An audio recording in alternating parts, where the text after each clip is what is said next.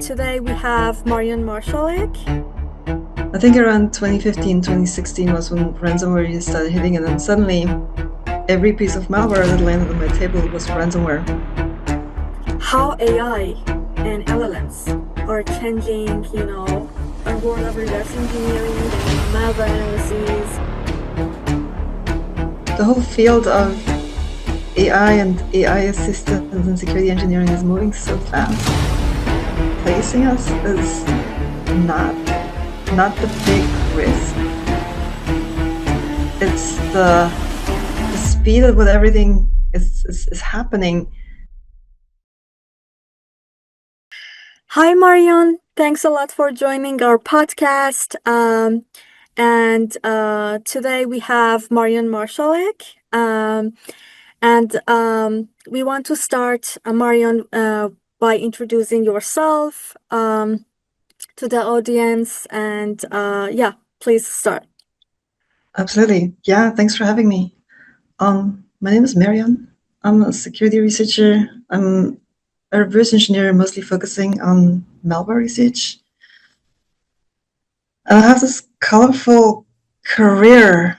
When we started at the beginning, I started out as an analyst in the antivirus industry for years and years ago. I learned how to reverse engineer malware back when there was no real decompilers available, and all we had was our disassemblers, and the pro licenses were really hard to get to, and it was all like very, very down to the basics. And that was 15 years ago, if I count the years right. And since then, I've had jobs in incident response, in like large-scale threat detection. I've done offensive security research at Intel, and then the last corporate job I had was with AWS, where we did cloud threat detection. And then, beginning of last year, I started my own business where I'm not sure to call it a business adventure per se. I needed that business to snoop around the industry and see what current business models could look like. And through the process, I settled on the role of industry trainer. So nowadays, I win my bread and butter by traveling around conferences and teaching trainings to reverse engineers and malware analysts. And on the side of that, I do run a nonprofit that is named BlackHoodie, and BlackHoodie has now existed for 11 or 12 years, if I'm counting right. Years are a slippery thing because they pass by so fast. BlackHoodie is a nonprofit that aims to bring more women to the subject of low-level cybersecurity. We've been teaching reverse engineering boot camps, for those past 11 or 12 years. And over the years, we've built a community of women in this industry, and that's just beautiful. Do you have, during these years of experience from when you started malware analysis and microarchitecture security at Intel, and then transition to, incidents response in AWS? Do you have, can you tell us more about how the experience was different in these domains? Absolutely. The antivirus industry where I started has changed a lot over the last 15 years, because their business model altogether had to adapt to the changing threat landscape, and most of those companies did that really well.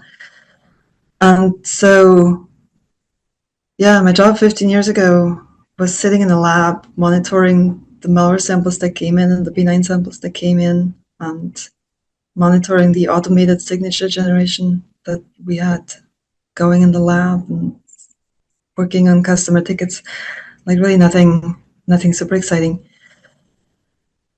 And then moving from there into an actual malware reverse engineering role was, yeah, not to say life-changing. Reverse engineering itself is a subject that it feels like building puzzles. Like every time I open a sample in my disassembly framework, I get excited about what I might find in there. And then it's like digging around in other people's software, which is a weird way to describe it, but like as you go reverse engineering a piece of malware, you can see the thought processes that went into designing that quote unquote piece of software. And you see what these people were thinking, and sometimes also what they were not thinking about when writing the malware. And it feels weirdly, yeah, intriguing to find out how these pieces were built. And so that's what I did back in the day. And then, like, in at that antivirus company, we still had a modicum of time to analyze sample after sample. And from there, I went into incident response. And then suddenly there's no time to analyze that sample. Because when you're in an active incident response, suddenly like everything's in a rush, right? Like the company is compromised and you need to figure out what happened. And then like all eyes are on the reverse engineer trying to figure out, like, for instance, what ransomware we're dealing with, how the ransomware managed to spread through the network, et cetera, et cetera. So that was some change. And from there, I went into microarchitectural offensive security research, which you can imagine is a big jump. At the time, I moved to the United States and started work for Intel in Oregon. And yeah, the fascination there that had me was that I could work for, like, it's called Mothership, like the company that produces x86, the x86 platform. Like for most of my career, I was an x86 reverse engineer. Back in the day, like Windows was the primary operating system on desktops and the one target for almost all the pieces of malware that were distributed. And those Windows boxes were running on x86 chips. That was just kind of the landscape that we were dealing with. So x86 was the primary target for almost all the reverse engineering endeavors. And so for me to start working for the company that actually designed and produced and updated x86 in the regular was like a dream come true. And there on that team, we were working on security cases that came in through the PCERT, evaluating and trying to reproduce certain attack cases on the Intel platform. And I learned a lot about how the Intel CPUs work on the inside. Super interesting. And I also had the opportunity to work on GCC plugins and learn how GCC works. GCC is a Linux compiler. And that is just something that, yeah, like very few other roles offer these opportunities to dig so deep into internals of tools and environments as opposed to just work on the upper layers of the whole compute stack. And then finally, yeah, like my team at Intel started to dissolve and I was looking for other opportunities. And then I came across the threat detection role at AWS, kind of going back to where I came from, but also looking for the challenge of large-scale threat detection. Like antivirus companies have a lot of customers, but nothing compares to the load of data that AWS processes on the daily. So there, like, you can imagine that the challenges were different. If you do cloud threat detection, you need to do very simple things very, very, very thoroughly. And that's what I spent my time on at AWS the most, trying to make simple things work at a cloud scale. Yeah, as you can imagine, it was also very exciting.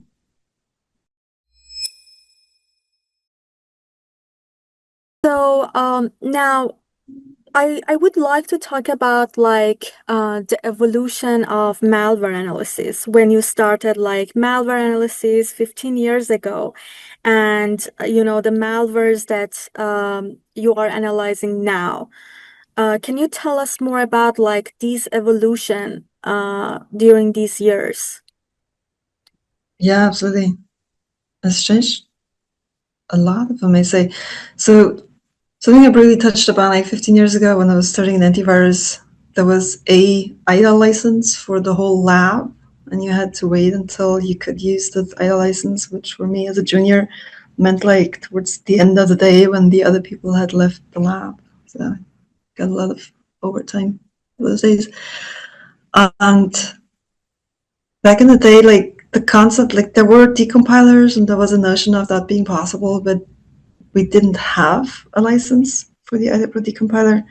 And there was no other options, like there was no Binary Ninja and there was no Ghidra available at the time. So it was a very bleak landscape. And so for us to work with the disassembler was just what we did. Right? And so I got very used to looking at assembly. But also like the malware those days, like it's hard to imagine, but ransomware wasn't a thing yet. We were looking at backdoors and banking trojans and espionage bots. But like that was, when did I started 2013, and then I think around 2015, 2016 was when ransomware started hitting, and then suddenly every piece of malware that landed on my table was ransomware. And that's when the jobs started to get really boring, because you can imagine they all kind of look the same. Like after you've seen 10 pieces of ransomware, you kind of know what's going on in there. And so that was a big change. And then fast forward to the cloud threat detection. Again, like in the beginning of my career, there was Windows desktops and then malware that was after the Windows desktops. And then over the years, attackers realized that there is other environments where like primarily money can be made if they manage to attack and infect those systems. And one of those platforms is cloud compute. That includes cloud compute instances, like as you would see in AWS, your EC2 instances, but also containers and other services where code can run. And so it became really interesting and had to design threat detection for these environments where performance really matters, because performance there means cost for the customer. And so like we were building detections that we had to keep as cheap as possible, if you will, for the use of the customer.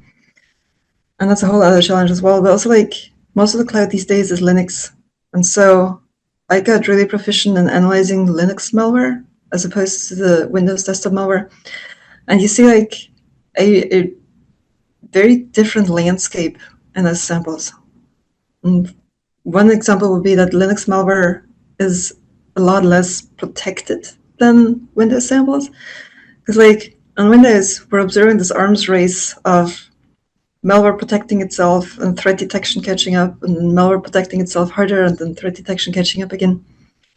And in Linux environments, if you imagine, there is a lot of Linux systems running that don't actually have any threat detection installed. And that includes antivirus and EDR systems and any other threat hunting activity. And so most Linux malware these days is not heavily protected. But what makes it intricate nonetheless is that Linux malware has figured out how to use certain parts of the operating system better than I would say Windows malware ever will. And so like on Linux, we see very interesting means of implementation of these malware samples. We have curious userland rootkits. We have malware that's abusing BPF filters. We still see kernel rootkits, which on Windows have all but died out as far as I know. And so like we still see this variety of malware that's not just ransomware. And then finally, what especially fascinates me about Linux malware is that there's so much Linux that nobody ever thinks about, like home routers, security cameras, phones, the watches that we wear on our wrists, the little gadgets that run in the kitchen, like the fridge, things that these days have operating systems on them, and we don't even think about those. And so these days what my research is about is hunting malware that wants to infect things that nobody thinks about.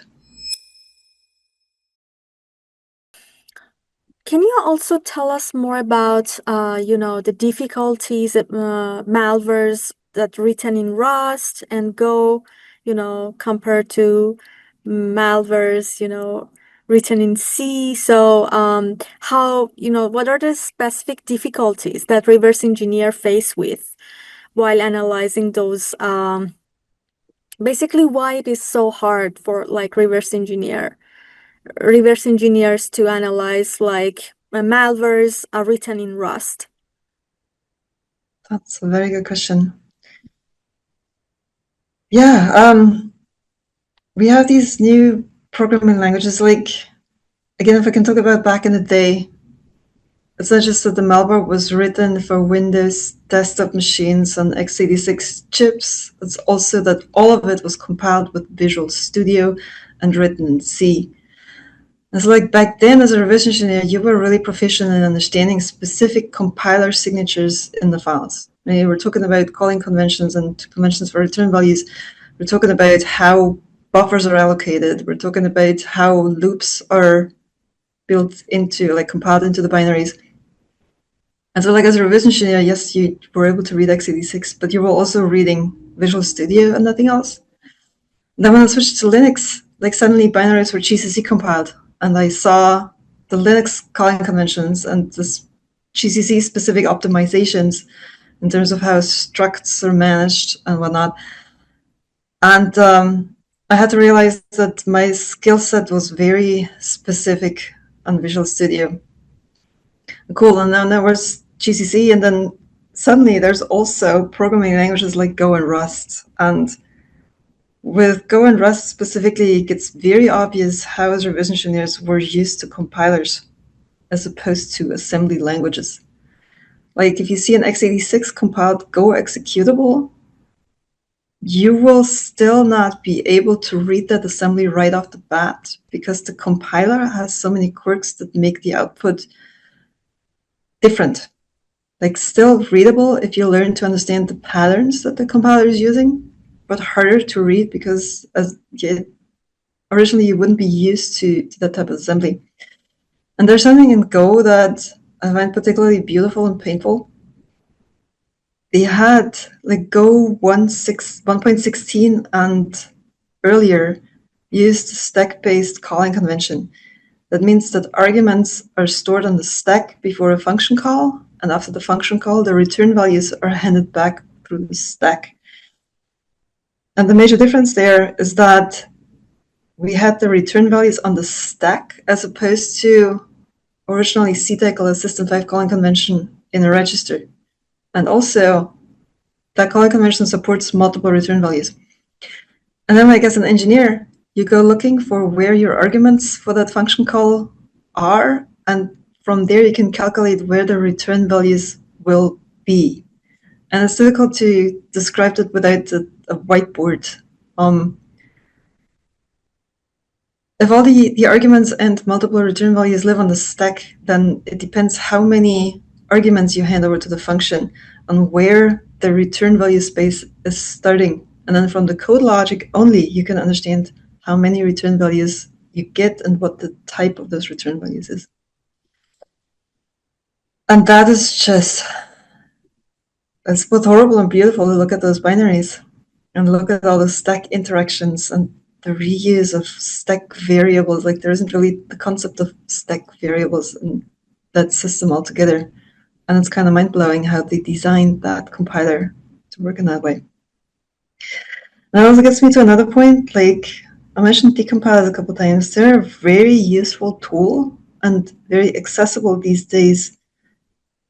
But also decompilers have real problems with conventions that are not predictable.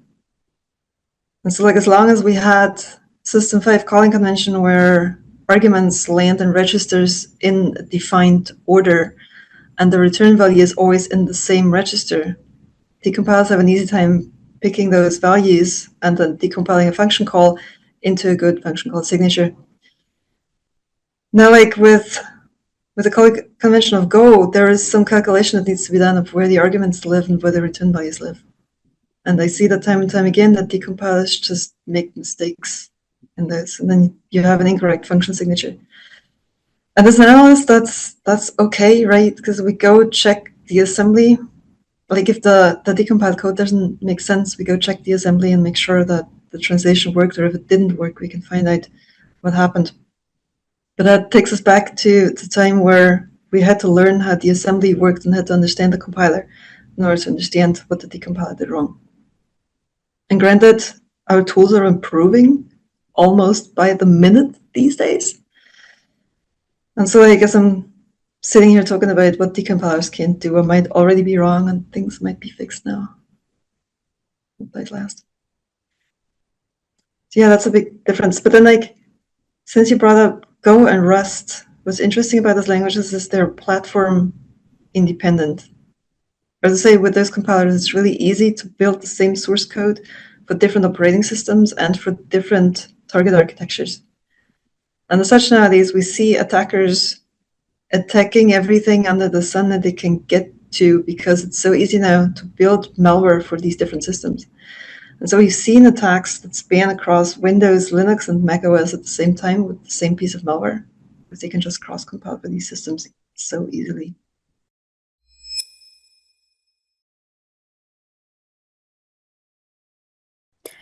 Now, I have an interesting question, which I guess like many reverse engineers are interested to know about that.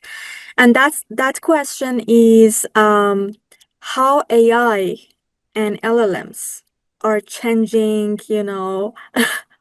are changing the world of reverse engineering and, malware analysis, can they replace us? And, these are very, I think, interesting questions that, because malware analysis and reverse engineering are very hard and are, needs years of experience. And when I see like LLMs and AIs do like reverse engineering and decompilation, that's kind of scary. So, um, would you please tell us more about how LLMs are changing uh, reverse engineering, basically? That's a very good question. I'm not sure I have the answer, and I'm not sure anybody else has either. The whole field of AI and AI assistance and security engineering is moving so fast. It's almost hard to keep track. A friend of mine coined the term AI existential crisis. And I think a lot of us are in this AI existential crisis at the moment where we wonder whether we can be replaced or not. From my experience, AI is a great assistance. Like, I use it in situations where I have expectations for the outcome. Like, if I see a sample with encrypted strings and I ask Claude to help me decrypting those strings, I have my IDA instance hooked up through an MCP server to Claude, and it will go and it will decrypt the strings in the binary and annotate my disassembly framework. And I know the problem, and I can verify the output. Like, I can either read those strings or I cannot read those strings. I find I'm very successful in speeding up my work by using models in that manner, where I know the problem and I know the expected outcome. I haven't ventured out yet to set up a whole pipeline where I handed a sample and then grab the analysis report from that pipeline and trust the outputs, because maybe I just have trust issues. I've had cases in the past where I handed the model the whole sample and asked it what it is, and I handed it ransomware and it told me it's an espionage Trojan, which evidently was the wrong answer, and I knew that was the wrong answer. That was several months ago. The other thing I've observed is that these models are getting better and better. And so, like, I couldn't really tell you whether that experiment doesn't work today, or maybe it does. So that's an interesting aspect. But like overall, I recently went to a Recon conference in Canada, and we, like, as reverse engineers, we talked a lot about whether we're replaceable through AI or not. And the general consensus seems to be that replacing us is not the big risk. It's the speed at what everything is happening that we can't keep up. Exactly. And there is this notion which I like to use to think about AI and reverse engineering. It's a new tool because I had this conversation with this one analyst who's been around for way longer than me, and he was like, "You kids don't remember how the world worked like when we didn't have disassemblers." And he's right. Like, I've never tried to analyze a binary without any form of disassembly. And apparently that was a thing back then. And then suddenly there's disassemblers, suddenly there's decompilers. And he said, like, as analysts, we need to be able to adapt to these new tools that come up and learn how to use them right and learn how to use them to speed up our own process. Like, we agree that's actually a good thing if malware analysis doesn't take days anymore, but like if we can reduce that time to hours. But like in any given situation, we still need a human in that loop, if you will, to ask the right questions and verify the results. And so I don't think that our job is going away. I just think our job is changing faster than most of us like to see. And that's where the existential crisis is coming from. But essentially, it's a new learning opportunity to learn this tool and learn how to apply it to our job. Um, One question that I have is that did you ever had a chance to work with Mythos? No, I No. haven't touched it. Yeah, so what AI models did you use for that you find it very basically surprised you by the results you got? Which models, which LLMs did you try? I think mostly Opus and maybe Fable more recently. So did you try them? Mhm. And Yeah, and how was basically their results compared to other models? shockingly good. Or like comparing, when I first started using AI, I was using ChatGPT, asking it questions and like helping me in research.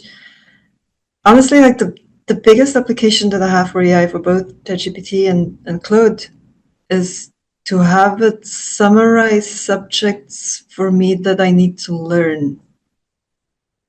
Like before AI, I spent a lot of time on the internet Googling and looking for blog posts that explain certain aspects. Like take the ELF file format. There's a lot going on in the ELF file format that's really not well documented. If you look at runtime linking, that's its own little niche corner of magic sauce. And so like it used to be really hard to find documentation, explanations of what the dynamic linker was doing there.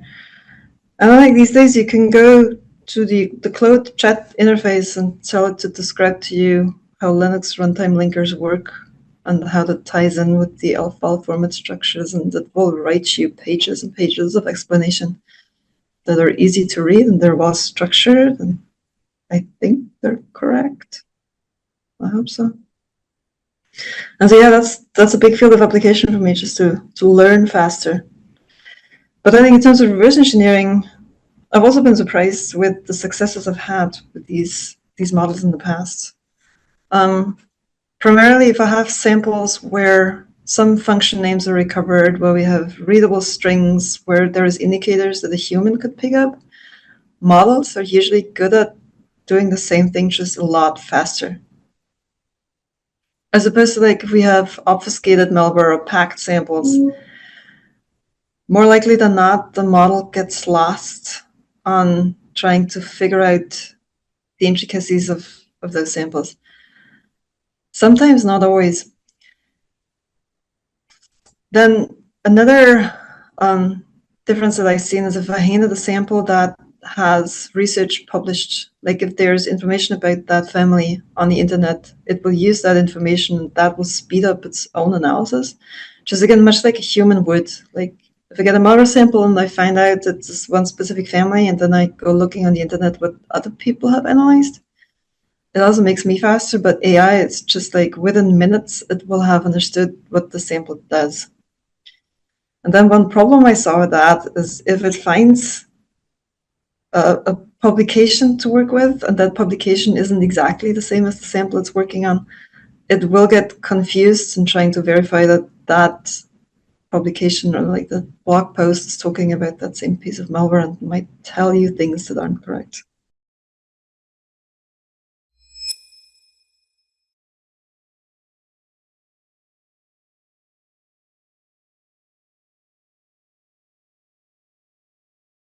Thank you so much for sharing, all your experiences. Now, I would like to ask more about the conference that had a very great impact on teaching, reverse engineers, and I want to talk about BlackHoodie. My first question is, why only women? That answer goes way back again to when I started my career. In 2013, I was this junior analyst at an antivirus company, and I barely had access to IDA Pro, and I was supposed to be a malware analyst, but I had no idea what was going on inside of the malware. And then a coworker sent me a link to a challenge. There was a women's only reverse engineering challenge. And that was hosted by one of the industry's best reverse engineers at the time. He was an engineer at Google at the time. His name is Thomas Dolian. And he observed that this low-level field of reverse engineering was underpopulated by women. So we put this challenge together, and the price of the challenge, if you were to win the challenge, was a trip to a conference in Singapore, and you could present your project at that conference. And so anyway, like I saw that and I was like, this is reverse engineering, and I'm a woman in this industry. I should be able to do that, right? If there's somebody putting a challenge for that together. And yeah, that's when I started being in the lab much longer to get my hands on that IDA license, and I started reverse engineering and learned as I was moving along, like instruction by instruction. I worked my way through that sample. And I did end up writing a report. I did end up submitting, and I won the challenge. And I went to Singapore. And that changed my life forever. Like, I was like, hey, I can do this thing. Like, what else can I do now that I have this experience? Like, in reality, I was still a junior, like, right? I had analyzed one piece of malware. But now there was nothing to stop me. And that was my entry to the industry. I made friends at the conference, and eventually, like, one of the attendees there encouraged me to submit my project to DEF CON, and that got me to speak at DEF CON in Las Vegas that summer. And from there, I was just unstoppable. And then through that project, it struck me that there is value to have dedicated spaces for women only. And that is not to protect anyone. Like, it's not to pull up walls around women engineers. It's to show them that they're supposed to be in that niche. And that was the original motivation for BlackHoodie. It's like that. I mean, BlackHoodie events are safe spaces for sure, but they're not there to protect us necessarily. It's about showing women that this field is welcoming, that there is a lot of interesting challenges, that there is a lot of jobs, that there is excitement and that there's friends to be had. And so like for BlackHoodie, it was always the goal to build this community and to show the ladies who came to the classes that they could do this just like everybody else in the room. What courses do you teach at BlackHoodie? Like, what services BlackHoodie offer to women, and are these courses free? Um, and do you have like any fundings for women who wants to join BlackHoodie? And yeah, would you please explain more about it? Absolutely. Yeah, our events will always be free. They'll always be built for women by women. Nowadays, it's not me anymore teaching all the classes. Like it started out as one event per year in 2015. And that was very doable for me to host a class wherever I was at in the world at the time. And then the project grew so much that we had to have multiple tracks and we needed other trainers. And then I started to realize that women coming back to BlackHoodie as trainers teaches them so much more than sitting in the class for a day. And then suddenly we had this new system where BlackHoodie events popped up around the globe, really attached to conferences or at universities or at companies that lent us their space. And then suddenly we had this list of trainers. And yeah, again, like teaching a class teaches you so much more than attending a class.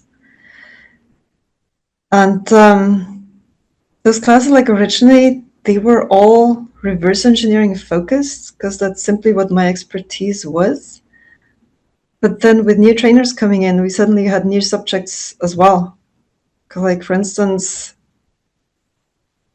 a trainer might be interested in reverse engineering, but then might be much better in vulnerability discovery. And so she would come back and design a class around the subject that she's comfortable with. And so over the years, we incorporated this variety of classes. But that also really depends on what the expertise of the trainers are that we have at the time. Like as you can imagine, trainers came and trainers went, and then we had new people coming in with new subjects. And so what a given event is offering always just depends on the trainers that we can accrue. And then about funding.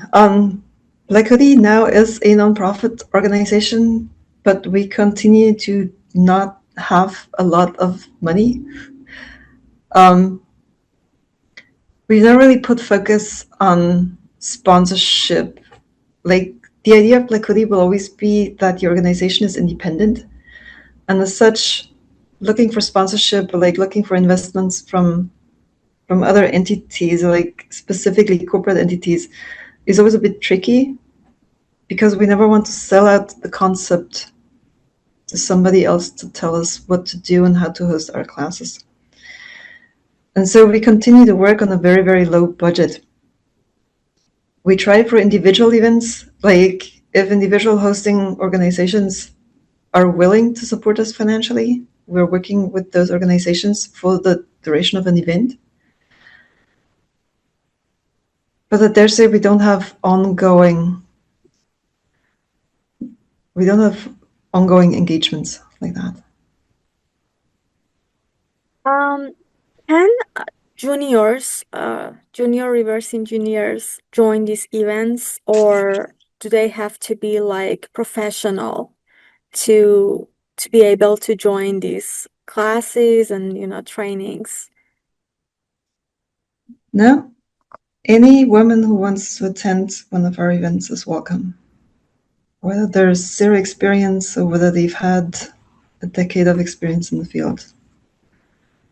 And that in itself is a philosophy that I like a lot. Like for most of our classes, we have this mix between relatively senior women and really, really junior women.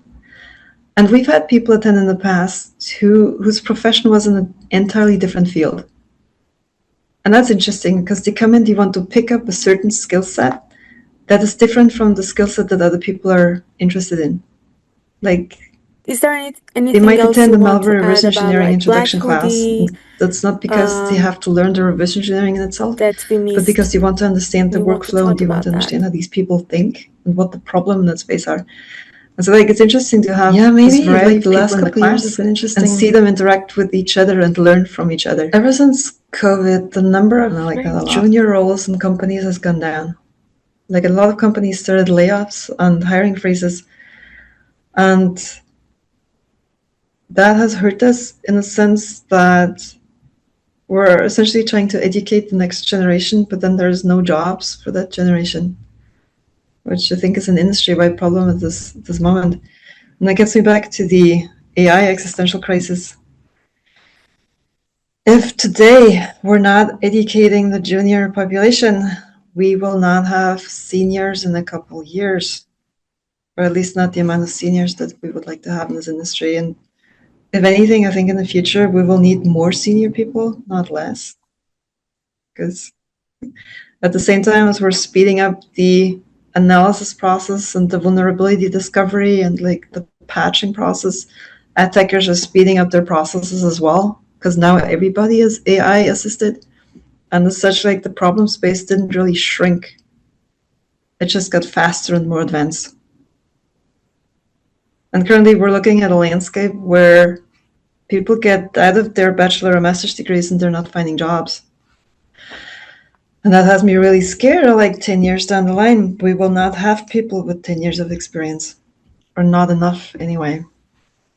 And so, like, from a BlackHoodie perspective, it would be great to find more opportunities that we could lead people towards to find a footing in this industry.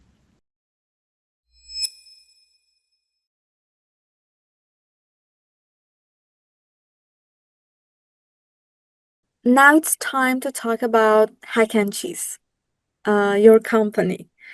Would you tell us more about like why did you start this company and what services Hack and Cheese offer? And is it a consultation company and teaching company, or please Fair describe it. question. I call it a consulting company. I haven't done a ton of consulting in the past year.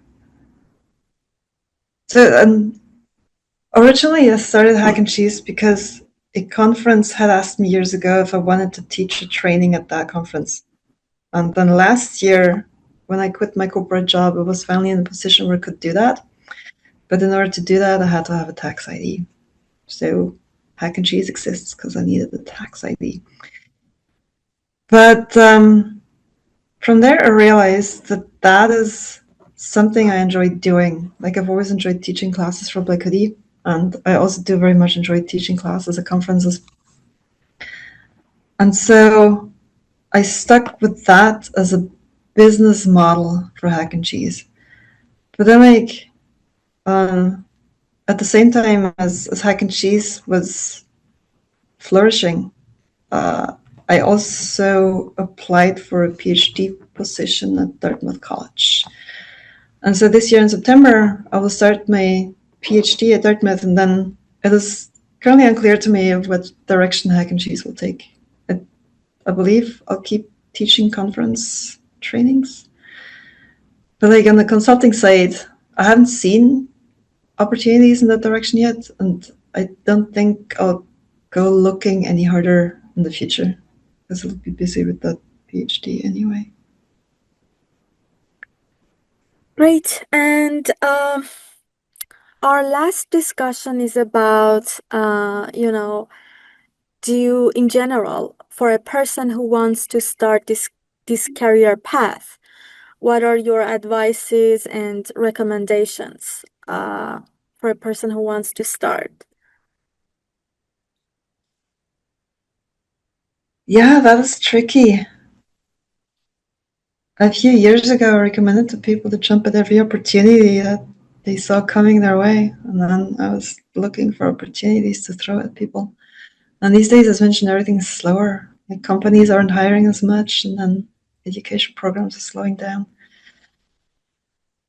And these days, I think the best advice I have is embrace the new situation, embrace the new tooling that we have, and learn. Skill will always matter, no matter how much automation we have in our processes. And so, like, knowing is better than not knowing.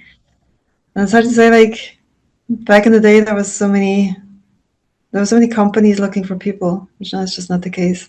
But there will always be space for the skilled folk and the experienced folk, and it's hard to get to those skills and that experience if you're just getting started.